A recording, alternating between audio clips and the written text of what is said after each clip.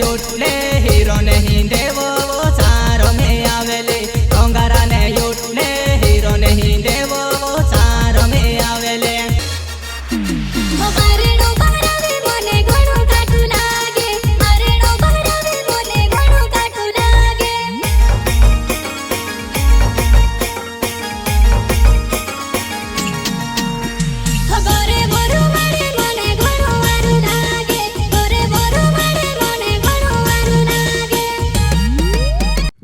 दोस्तों फुल वीडियो आई गई से अपना सिकेश भाई यूट्यूब चैनल पर तो तुम जाइन देख सकता नीचे स्क्रीन में लिंक से